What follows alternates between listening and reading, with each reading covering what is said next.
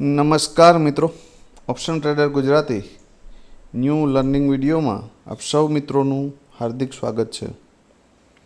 તો કેવું રહ્યું મિત્રો શુક્રવારનું ટ્રેડિંગ સેશન? જો રાત્રે અપલોડ કરેલ વિડીયો ધ્યાનથી જોયો હશે તો સારામાં સારો પ્રોફિટ હશે, કેમ કે માણસની જે સાયકોલોજી છે ને એ સ્ટ્રોંગ હોવી જોઈએ. આપણે ક્લીન ભાષામાં વાત થઈ હતી કે ભાઈ 25,316ની નીચે આપણે ડાઉન સાઈડનું વિચારશું અને 25,427ની ઉપર આપણે અપસાઇડનું વિચારશું. માર્કેટ ખુલે છે 100 પોઈન્ટ ડાઉન, ક્યાં 260 સમથિંગ. તો એનો મતલબ એ છે કે માર્કેટ આપણા સપોર્ટ એરિયાની નીચે ઓપન થાય છે. ક્યાં? ચેનલ ઉપર એક્ઝેક્ટ. પણ માર્કેટ ઉપરનું જે લેવલ છે 316 વાળું એને બ્રેક કરી શકતું નથી અને ત્યાંથી સીધું રિજેક્શન આવે છે 25,191. હવે આ લેવલ મેં તમને આપ્યું હતું કે ભાઈ અહીંયા સુધી આવી શકે. એ લેવલની નીચે માર્કેટ છે ખરું, પણ આની અંદર તમે શું કરી શકો મને જવાબ આપજો જરા. એક બે મિત્રોના મને મેસેજ આવ્યા કે સાહેબ નીચે પણ ગયું છે, પણ આ મુવમેન્ટની અંદર કોલ અને પુટના પ્રીમિયમ ડીકે થયા છે, ચેક કરી લેજો. આની અંદર કોઈ સ્ટેબલ મુવમેન્ટ છે નહીં. હવે પ્રીમિયમના ચાર્ટ ઉપર નજર નાખીએ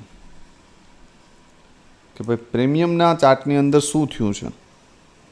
સૌથી પહેલાં કોલનું પ્રીમિયમ. હવે કોલના પ્રીમિયમમાં આપણે ક્લીન વાત હતી કે જો ભાઈ કોલની અંદર કોઈ સારી એવી પોઝિટિવિટી આપણે જોવી હોય તો 136ની ઉપર એક કેન્ડલનું ક્લોઝિંગ જોઈએ, જે નથી આવ્યું. ત્યારબાદ બીજી કન્ડિશન એ હતી કે માર્કેટ થોડી રેન્જ બનાવે, રેન્જનો બ્રેકઆઉટ કરે.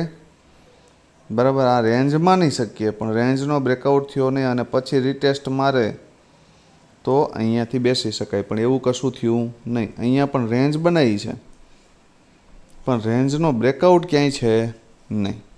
તો કોલનું પ્રીમિયમ આપણા માટે નકામું હતું. ઠીક છે, બે બોટમ બનાવતું હતું પણ એ બે બોટમને તોડી નાખતું હતું. હવે જોઈ લો પુટનું પ્રીમિયમ. હવે આ પ્રીમિયમમાં આપણી એક બ્લાસ્ટ પ્રેડિક્શન હતું. બરાબર, કોમેન્ટ કરીને જણાવજો હતું કે નહીં, કેમ કે એની ક્લિપ પણ મેં ટેલિગ્રામમાં નાખી છે. બરાબર, મેં ક્લીન ભાષામાં કીધું હતું કે જો માર્કેટ ગેપ ડાઉન ઓપન થઈ જાય, બે વખત આ શબ્દ બોલ્યો હતો કે જો માર્કેટ ગેપ ડાઉન ઓપન થઈ જાય આ એરિયામાં, બરાબર, અને ત્યાંથી નીચે આવે તો સૌ પ્રથમ ક્યાં સુધી? ગઈકાલના ક્લોઝિંગ સુધી અને વધુમાં વધુ 91 સુધી. આવા મારા શબ્દો હતા. તો ભાઈ આ ગઈકાલનું ક્લોઝિંગ અને અહીંયાથી હેમર બનાવીને બાઉન્સ બેક, તો એક એટેમ્પ અહીંયાથી બનતો હતો. બરાબર, આ લોના એસએલ સાથે. ફર્સ્ટ ટાર્ગેટ આ અને સેકન્ડ આ. મેં આપ્યું હતું કે જો અહીંયાથી સપોર્ટ લે તો 176 સુધી બેસી શકાય, ત્યાં સુધી જઈ શકે. એની ઉપરનું એક્ઝેક્ટ લેવલ 208 આ કેન્ડલનો હાઈ જોઈ લ્યો. બરાબર, એટલે હંમેશા સાયકોલોજીને કંટ્રોલમાં રાખી અને કામ કરો તો વાંધો આવે નહીં. બરાબર,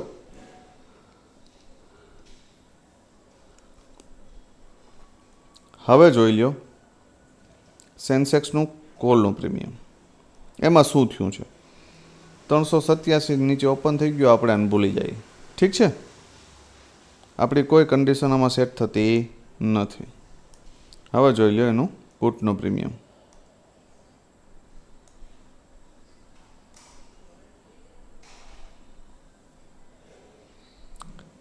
સેન્સેક્સના પુટના પ્રીમિયમની અંદર પણ સેમ કન્ડિશન, રેઝિસ્ટન્સથી સપોર્ટ ઉપર આવ્યું, સપોર્ટ ઉપર આવી અને ફરી પાછો સપોર્ટની ઉપર નીકળું જ્યારે, તો ત્યાંથી સરસ મજાના 3 ટાર્ગેટ આપ્યા.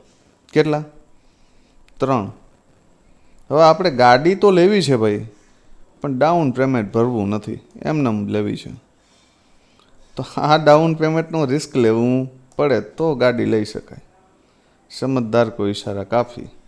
અને આવી ગાડીમાં ન બેસવું હોય તો નાના સ્ટોપલોસવાળી ગાડી જ્યારે મળે ત્યારે બેસાય. બાકી આ ટ્રેડનો અફસોસ કરાય નહીં. કેમ કે 1-2 મિત્રો અફસોસ કરતા હતા, સાહેબ ટ્રેડ જતો રહ્યો, એસએલ મોટો આવતો હતો એટલે.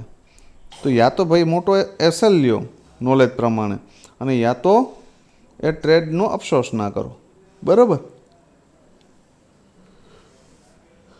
હવે આવતીકાલે શું થઈ શકે? મેન વસ્તુ એ છે આવતીકાલે શું પોસિબિલિટી છે. હવે જો ભાઈ, આવતીકાલે માર્કેટ છે ને એક્ઝેક્ટ જો ડાઉન જશે ને તો 25,000નું રાઉન્ડ લેવલે છે. 25,117 જે માર્કેટ માટે સ્ટ્રોંગ સપોર્ટ એરિયા છે. જો ડાઉન જશે ને તો પણ એ 25ની નીચે જાય એવી મને કોઈ પોસિબિલિટી દેખાતી નથી. અપસાઇડ જશે ને તો એની પોસિબિલિટી પણ 316ની ઉપર જ છે અપસાઇડમાં સારા મૂવમેન્ટની. કેમ કે અહીંયાથી જો 25,215 આની ઉપર નીકળશે ને એટલે એક તો ટ્રેન્ડ લાઇન આવશે અને એના પછી આ લેવલ આવશે. બરાબર. અહીંયાથી 100 પોઈન્ટ છે પણ એ 100 પોઈન્ટ આ રીતે જશે આમ. બરાબર. તો એ પ્રમાણે પ્રિપેર રહેવું. આની ઉપર નીકળી જશે, આ જે ચેનલ છે એની અંદર એન્ટર થશે ને તો આ લેવલ સુધી આવશે. આ યાદ રાખજો. કેમ કે આ 100 પોઈન્ટ છે, નાના મોટા પોઈન્ટ નથી. ડાઉન સાઈડ માટે 117ની નીચે નીકળશે તો 25,000ના રાઉન્ડ લેવલ સુધી જઈ શકે. બરાબર. મને માર્કેટ આ લેવલ યા તો 25,000ના બ્રેક કરે તો સારી મૂવમેન્ટ એક બ્લાસ્ટ મળે, યા તો 25,316ને બ્રેક કરે તો બ્લાસ્ટ મૂવમેન્ટ મળે. પણ જો આ બેની વચ્ચે હોય તો બહુ સાહસ કરવો નહીં. અને અહીંયા બોટમેથી કોઈ ડબલ બોટમ બનાવતું દેખાય પ્રીમિયમ, જ્યારે ઇન્ડેક્સ આ બોટમ ઉપર હોય, ધ્યાનથી સાંભળજો આ વસ્તુ, ઇન્ડેક્સ આ બોટમ ઉપર હોય અને પ્રીમિયમ ડબલ બોટમ કોલનું પ્રીમિયમ ડબલ બોટમ બનાવતું દેખાય તો એક ઓપોર્ચ્યુનિટી અહીંથી મળી શકે ને અહીંયા સુધીનો બ્લાસ્ટ ટાર્ગેટ માટે બેસી શકાય. બરાબર. તો સમજદાર કોઈ ઈશારા કાફી. આવું થઈ શકે, ઇટ્સ પોસિબલ. બરાબર. હવે જોઈ લ્યો, એક કોલનું પ્રીમિયમ અને એક પુટનું પ્રીમિયમ. ભાઈ કોલના પ્રીમિયમ પાસે બેઝ નથી, સપોર્ટ નથી, આ લો છે ખાલી. બરાબર. આની પાસે કોઈ બેઝ કે સપોર્ટ નથી. આ પ્રીમિયમમાં સારી એવી મૂવમેન્ટ 139ની ઉપર જ મળી શકે. બરાબર. પણ જો આ 109ની ઉપર એક કેન્ડલનું ક્લોઝિંગ આપી દે મોર્નિંગમાં અને એકાદ કલાક સુધી અહીંયા જાય ને ફરી પાછું અહીંયા આવે તો આ સપોર્ટ ક્રિએટ થશે. તો અહીંયાથી એક ઓપોર્ચ્યુનિટી છે. ફર્સ્ટ ટાર્ગેટ 139, સેકન્ડ 172 અને થર્ડ 218. આ 3 ટાર્ગેટ માટે બેસી શકાય.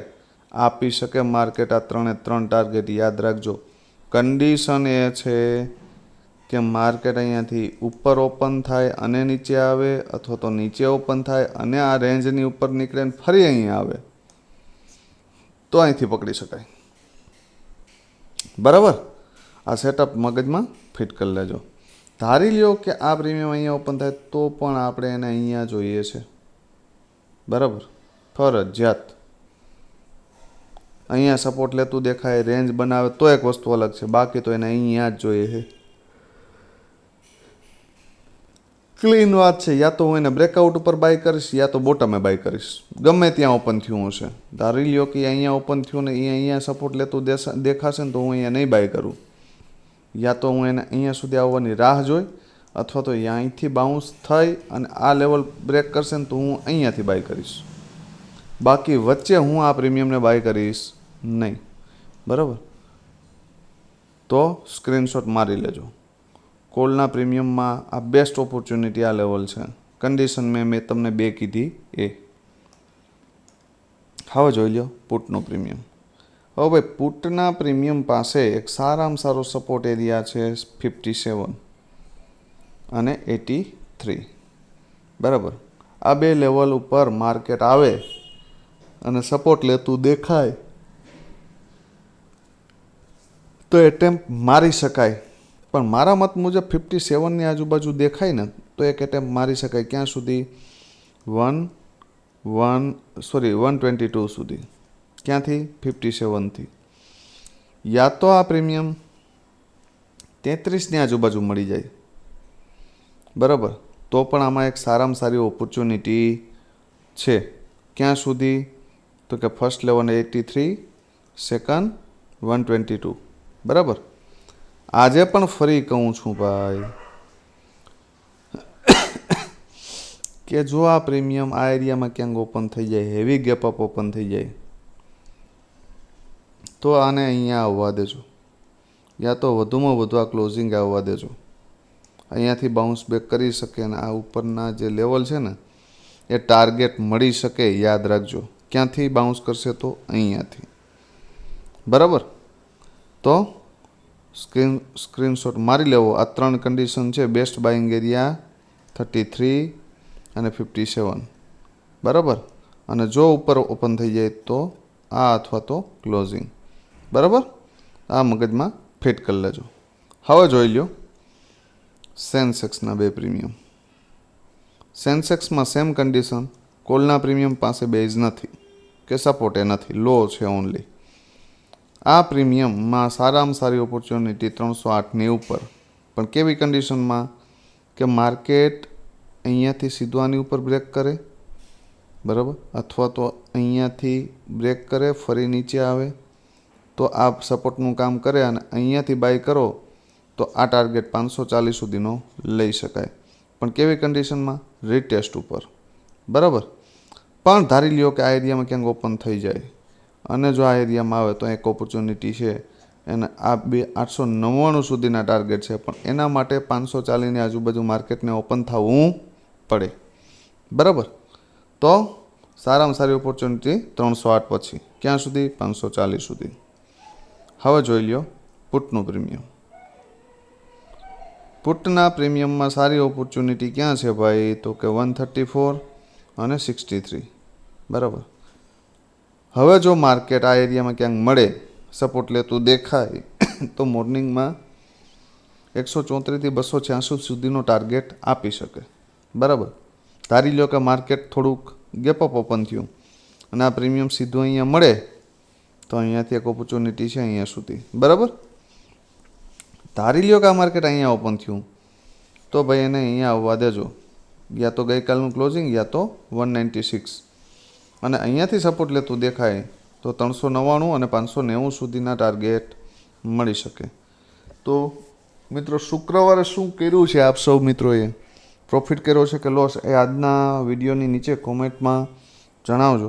કેમ કે કોમેન્ટનું પ્રમાણ, તમે કમસે કમ પ્રોફિટ લોસ શું કરો છો એ તો કહો, તો જેથી કરીને મને ખ્યાલ પડે કે ભાઈ હજી મારે તમારી સાયકોલોજી ચેન્જ કરવા માટે શું કરવું પડે. બરાબર, કે હજી પણ તમે પ્રોફિટ કરો છો કે લોસ કરો છો એ મને ખ્યાલ આવતો નથી. એટલે જેટલા મિત્રો રેગ્યુલર વિડીયો જોઈ છે અને આપણા વિડીયો પર કામ કરે છે તે મિત્રો ખાસ પ્રોફિટ લોસ લખો.